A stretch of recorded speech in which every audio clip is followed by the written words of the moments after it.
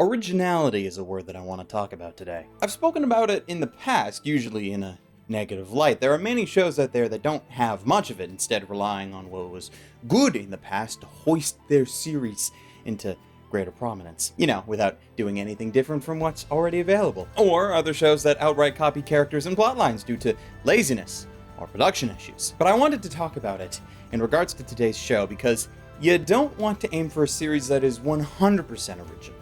Instead, you want to kind of strike a balance between the things that worked before and some new twists that, while might not be original on their own, how they meld together comes off in a way that feels new. A good example of that is the 7 Deadly Sins, because this show is 100% shonen. If you like shonen of any kind, if you love fairy tale, if you watched Bleach back in the day, if you're currently watching One Piece, if you are saddened by the ending of Naruto, or rather its temporary hiatus, then the Sins is what you want. So let's get into that, shall we? Ladies, gentlemen, and others, my name is Arcada, and welcome to Glass Reflection. Today, the 2014 anime, directed by Tensai Okamura, produced over at A1 Pictures, and based on the original work by Nakaba Suzuki, The 6 Deadly Sins. Oh, I'm sorry, did you think I miscounted?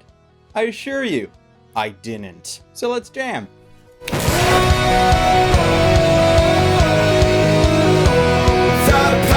The pleasure all come together, there is no reason why.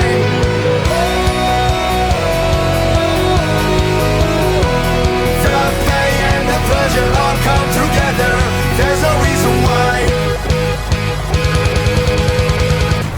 Don't play that. 7 Deadly Sins is a series that I'm probably going to start pointing people towards for, you know, those who aren't into anime and want to know what a good shonen is without having to make the commitment of a show with several hundred episodes. It's got everything that you could want from a shonen. The staples, the cliches, the overpowered characters fighting each other with excessive amounts of violence. Everyone brings something familiar to the table. Like this is a shonen potluck and every character brings their best dish. It's not a series that tries to be original, but it's not lazy in its execution, instead doing its best to be the best with everything it does. The story is fairly simple. Princess Elizabeth of Britannia.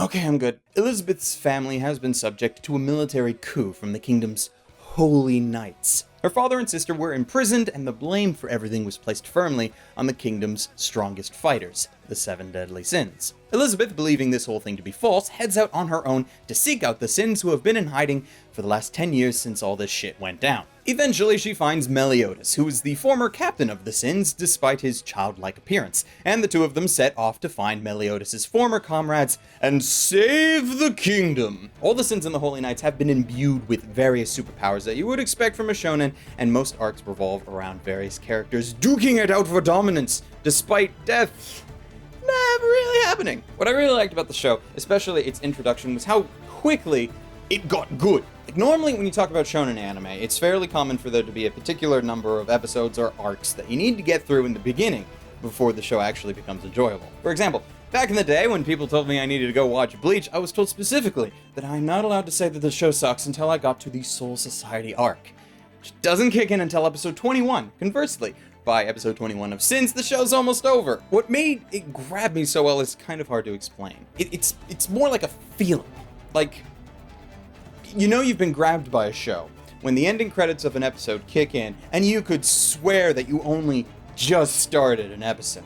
It's that kind of thing. Another example would be to say it's like popcorn. Like you have this big bag of popcorn and you start eating it, and then suddenly you're like, damn, it's all gone.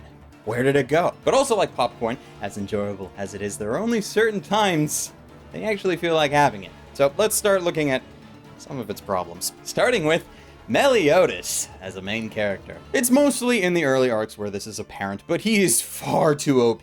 Like, I've complained in the past about characters who never fail at what they do, but at least most of them, you can see them trying their hardest at whatever it is. Meliodas doesn't often look like he's even breaking a sweat. And the few times he's taking an actual beating, it's usually on purpose. He never ends up facing an opponent that he cannot defeat. He's not given any real challenge. He has this demonic trump card that he used a couple of times, sure, but even then the trump card is powerful enough to just end fights outright, which is disappointing. Next is his attitude. On the one hand, it is kind of refreshing that he's not a super serious kind of protagonist that's common in shonen. He's the most nonchalant and laid-back guy ever. He's not doing what he's doing for revenge or for answers, despite his backstory being wide open for such motivation. He's merely doing it because Elizabeth asks him to. Sure, it's probably because Elizabeth reminds him of his former flame, and they both share the same name, but her explanation gets so little time, she's barely a factor in the show at all. Also, the groping. Meliodas is a self-proclaimed panty stealer and serial groper. His introduction with Elizabeth has him groping her chest, and quite often he performs what can only be called sexual harassment against her. Main difference is that it always feels like it's forced, like it's not really a part of his character, but it's an act that he does to appear more human, which may be a thing.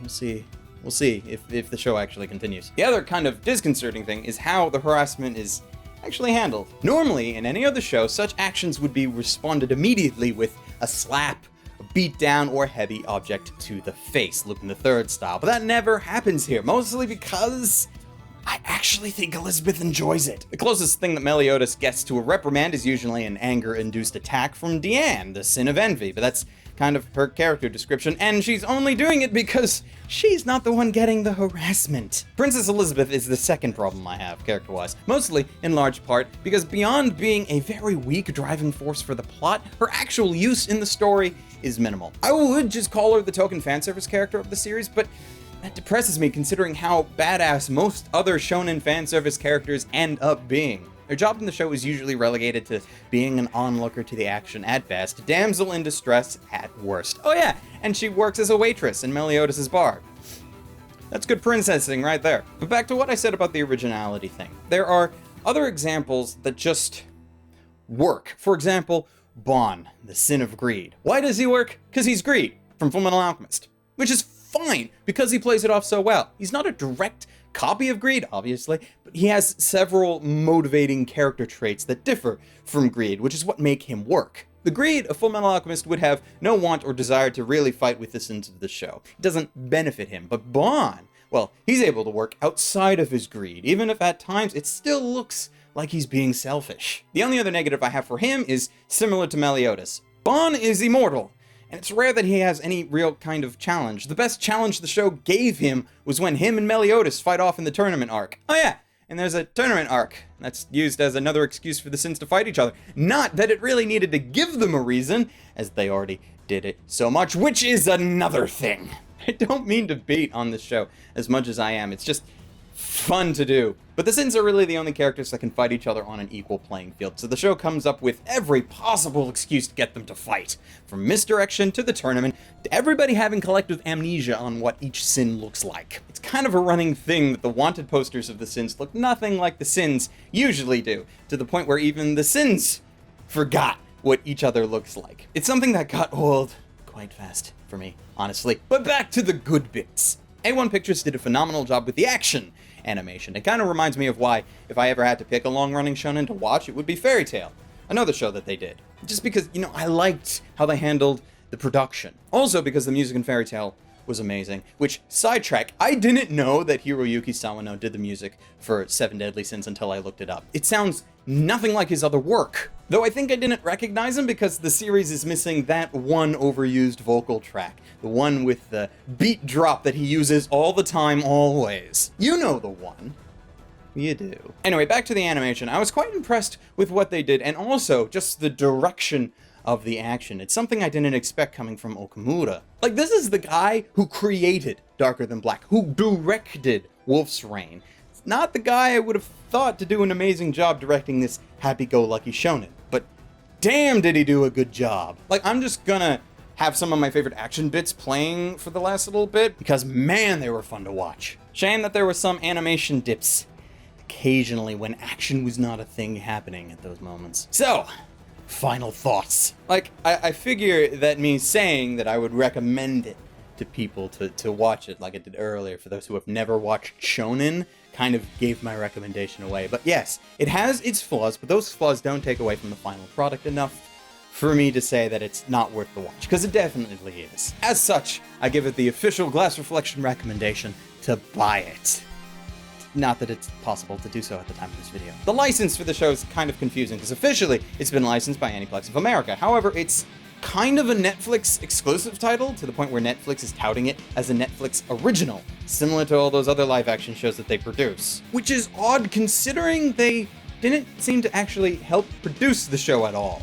And they didn't even license it, because Aniplex did that. I'm actually kind of confused as to why they advertise it the way that they do. Either way, if you are looking to watch the series, it is available on Netflix in both sub and dub, and with luck, we'll get a home video release at some point in the future. Who knows, though. For alternate anime recommendations, well, I already used Hunter x Hunter recently, so let's hawk my two favorite Bones shonen shows, starting with Fullmetal Alchemist. You can start watching with the 2003 version, take a break, and then watch Brotherhood. I made 3 separate videos last year, which you should watch if you are wondering why I don't just recommend Brotherhood outright, so I'm not going to repeat myself here with that. Second recommendation goes to Soul Eater.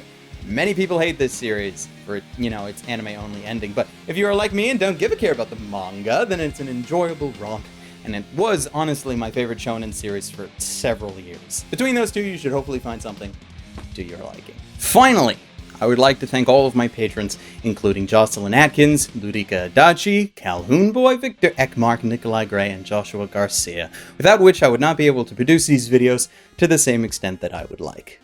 And that's it from me. Thank you, gentle viewers, for watching, and until next time, stay frosty.